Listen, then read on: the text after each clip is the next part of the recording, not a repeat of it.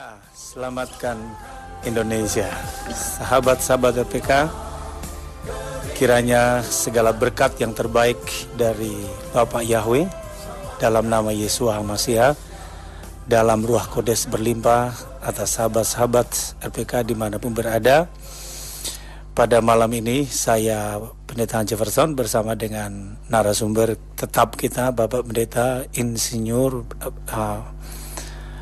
Benyamin Obadiah, adalah pendiri dan gembala dari Sores Messianic Fellowship Jakarta dan juga gembala dari Jemaat Gereja Bethel Indonesia di Bilangan Bintaro.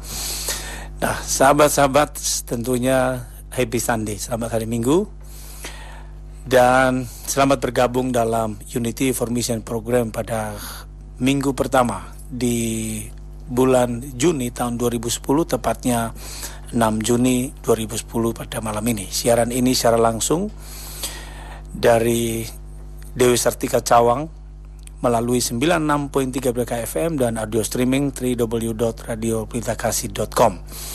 Dan sahabat-sahabat tetap bersama kami karena sekitar 1 jam ke depan sahabat akan diberkati dengan kebenaran-kebenaran akar Ibrani. Dan sahabat, pada malam ini narasumber kita Pak Ben akan memperdalam atau mempertegas satu kali lagi tentang akar Ibrani, mengenal akar Ibrani. Dan sahabat-sahabat telah bersama dengan kami sekian lama, dan tentu malam ini sahabat-sahabat akan lebih diperlengkapi lagi. Dan tetap bersama kami sesudah beberapa informasi pelayanan dan informasi misi, maka kami kembali untuk menjadi berkat untuk sahabat-sahabat RPK.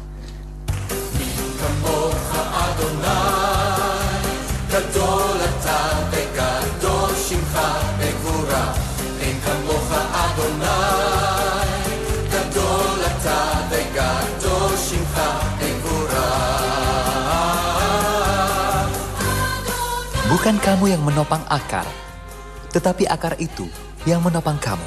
Roma 11 ayat 18. 19 abad telah berlalu. Iman Kristen bangsa-bangsa telah dicabut dari akar Ibraninya. Inilah saatnya akar Ibrani iman Kristen dipulihkan sebelum kedatangan Mesias yang kedua, kembali seperti pada jemaat Mesianik mula-mula. Mari menelusuri akar Ibrani iman kita bersama Pendeta Insinyur Benyamin Obadiah, pendiri Sores Messianic Fellowship Indonesia. Hadirilah ibadah Sabat Ibrani bersama Sores Messianic Fellowship setiap Sabtu jam 10 pagi sampai 1 siang di Darmala Intiland Tower Building, Jalan Jenderal Sudirman Kavling 32, Ruang Excellencia, Basement. Nikmati suasana ibadah Ibrani bersama Gembala Insinyur Benyamin Obadiah. Untuk informasi, hubungi 021 7364 258 atau 0858 8000 9383 dan ikuti ibadah penutupan Sabat Sekinah Kavod Mispaka jam 17 waktu Indonesia bagian Barat di Jalan Lejen Suprapto nomor 100, Jakarta Pusat.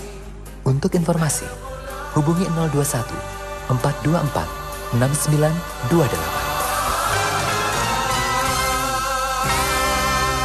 Ya, sekali lagi terima kasih. Saya Pendeta Jefferson sebagai Ketua Departemen Misi Nasional, Pengurus Harian dan juga National Board dari Lembaga Pelayanan Kabar Baik dan Yayasan Kasih untuk Bangsa Yakuba, menyampaikan terima kasih untuk sahabat-sahabat yang setia menjadi mitra misi dan menjadi sahabat hamba Tuhan pedesaan dan memberikan kontribusinya bagi pekabaran Injil di Indonesia dan program-program misi yang baru saja sahabat-sahabat mengikutinya. Nah, buka hati saudara, siapkan Alkitab dan siapkan catatan karena ini pelajaran yang sangat penting sekali dalam rangka merayakan atau memperingati 5 tahun Sores Messianic Fellowship, atau lebih tepatnya adalah Akar Ibrani, dibawa oleh Pak Ben dan telah menjadi berkat bagi gereja Tuhan, bagi umat Tuhan dimanapun berada, terutama sahabat-sahabat RPK. dalam rangka itu Pak Ben akan mengulangi beberapa kebenaran yang sebenarnya sudah disinggung ya selama kurang lebih 2 tahun ini bersama-sama di Radio Pelita Kasih. Tetapi kebenaran yang diulang itu penting sekali ya, karena ada banyak pertanyaan misalnya, apakah gereja harus melakukan hukum Taurat? Ini pertanyaan ya. Apakah orang Kristen harus diyahudikan? Nah, ini dia. Kemudian mengapa ada pertentangan yang luar biasa antara akar Ibrani dan bapak-bapak gereja yang dipercaya dari Yunani, ya. Jadi katakanlah teologi Yunani dan akar Ibrani. Kenapa di situ? Mengapa Pak Ben sering menyebutkan bahwa akar Ibrani itu ada kebenaran yang paradoks di situ. Tetapi dua-duanya benar. Dan Pak Ben akan menjelaskan semua untuk menjadi berkat bagi sahabat-sahabat RPK dimanapun berada pada malam ini. Silakan Pak Ben. Ya, sahabat RPK yang diberkati Tuhan. Hari ini saya ingin berbagi ya dengan satu judul, apa artinya kembali ke akar Ibrani. Dan seperti tadi dikatakan oleh Pak Hans, memang ini satu refleksi 5 tahun Sores Messianic Fellowship berdiri di Jakarta ya. Kita mulai 11 Juni tahun 2005. Itu kira-kira mungkin 18 orang yang pertama itu di sana di Gedung Kasih Bersaudara. Kemudian kita pindah ke Kelapa Gading 3 bulan, kemudian pindah lagi ke Gedung Darmala Intiland ya, dan sekarang dikenal sebagai Intiland Tower sampai sekarang. Dan ini juga Sores Messianic Fellowship itu disebut Messianic. Messianic itu dari kata Mesias. Jadi Messianic artinya pengikut Mesias. Nah, kalau saudara perhatikan bahwa Kristen itu kan dari Kristus. Jadi Kristen adalah pengikut Kristus, pengikut Kristus ya. Dan Kristus itu adalah terjemahan dari Mesias. Mesias lebih dulu yang ada di dalam kitab suci orang Ibrani, kemudian itu diterjemahkan ya di dalam Septuaginta, mulainya di Septuaginta, kira-kira 250 tahun sebelum Yesua lahir, itu diterjemahkan jadi Kristus. Kemudian para penulis Brit Hadasyah dengan berdasarkan Septuaginta sudah langsung memakai saja Yesua HaMashiach itu jadi Yesus Kristus gitu ya. Lalu muncullah istilah Kristen ya. Jadi sebetulnya kalau dari segi bahasa saja itu Messianic itu mempunyai pengertian yang sama dengan Kristen. Tetapi kenapa kita memakai Messianic bukan Kristen saja gitu? Dan kita memakai Messianic itu dengan intention, dengan maksud tertentu bahwa kita ingin kembali kepada akar Ibrani, kita ingin melihat Yeshua sebagai Mesias Ibrani yang bersifat ilahi, gitu ya. Jadi kita tidak pernah mau melihat Yeshua HaMashiach atau Yesus Kristus itu dengan latar belakang Yunani. Seakan-akan dia orang Yunani, gaya pikirannya Yunani, cara hidupnya Yunani. Tidak pernah. Karena memang dia bukan orang Yunani, dia tidak pernah pergi ke Yunani, tidak pernah ke Athena. Dia lahir di Bethlehem, besar di Nazaret, dan pelayanannya itu Danau Galilea, Yerusalem, dan itu semua adalah daerah orang-orang Israel, orang Yahudi. Dan dia adalah memang Mesias Yahudi ya. The Jew of the Jew, saya katakan. Dia adalah Yahudi dari Yahudi. The Israelite from the Israelite. Dia Israel dari Israel. Ya, tidak ada yang lebih Jew daripada Yeshua HaMashiach, karena dia the Jew of the Jew ya. Jadi ini penting sekali ya.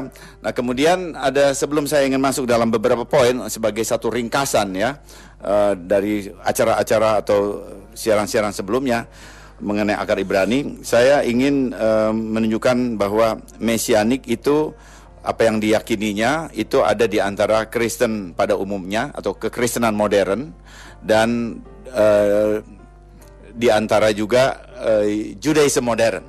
Saya katakan Judaism modern ya.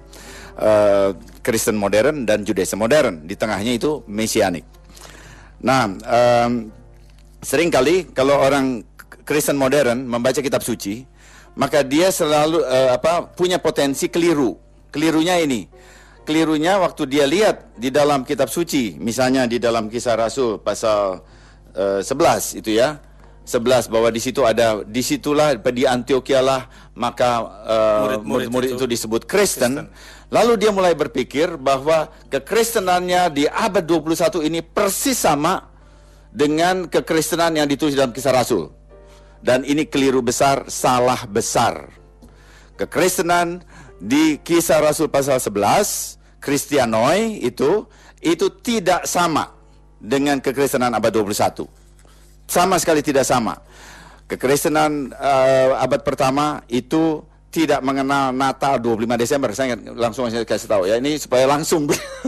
Saya kalau bicara panjang-panjang di radio kan contoh ya, sebagai contoh. Kalau di radio itu nggak bisa cerita muter-muter gitu ya, nanti orangnya nggak jelas gitu kan. Jadi saya langsung aja saya tembak begitu ya. Tidak pernah ada itu. Kemudian Paskah pakai telur, nggak ada itu. Kristianoi abad pertama tuh nggak kenal yang begitu-begitu ya. Ada lagi sekarang bahkan masuk lagi sistem Eucharis, Ekaristi, atau kemudian sakramen-sakramen, istilah-istilah itu tidak ada itu. Karena kekristenan yang abad pertama itu adalah orang-orang Yunani yang mengerti bahwa mereka harus belajar Torah. Barangkali kita mesti melihat bahwa orang Kristen abad pertama, Kristianoi, itu orang Yunani, bukan murid-murid Yesua, tidak pernah disebut Kristianoi karena mereka adalah penganut jalan katanya ya. Jadi jalan itu derek dalam bahasa Ibraninya. Jadi mereka percaya kepada jalan itu adalah Yesua. Dan kemudian mereka juga disebut Netsarim. Jadi pengikut orang dari Nazaret itu ya. Dan Nazaret ini adalah ungkapan karena Yesua besar di Nazaret. Nah, jadi mereka orang-orang Kristianoi abad pertama tidak mengenal semua istilah-istilah. Ada banyak hal yang ada di abad 21. Jadi waktu kita membaca kitab suci dan kita pikir kekristenan kita itu sama dan sebangun dengan kekristenan abad pertama, kita salah besar, dan karena itulah terlalu banyak corruption ya dalam kesimpulan. Terlalu banyak corruption ya dalam menarik kesimpulan. Seakan-akan kehidupan kita itu udah alkitabiah banget gitu. Padahal tidak. Padahal kita sama sekali jauh ya. Saya juga lihat di sini ada kecenderungan untuk ingin mengambil perayaan-perayaan dari luar itu ke dalam kekristenan, misalnya Valentine's Day gitu ya. Nggak ada, orang Kristen abad pertama tidak pernah ada yang seperti itu. Jadi itu satu kekeliruan ya, kalau orang Kristen itu menganggap bahwa kekristenan abad 21 ini persis sama seperti yang ada di abad pertama. Kemudian juga pelaksanaan Torah yang kedua, ini juga di lingkungan kekristenan.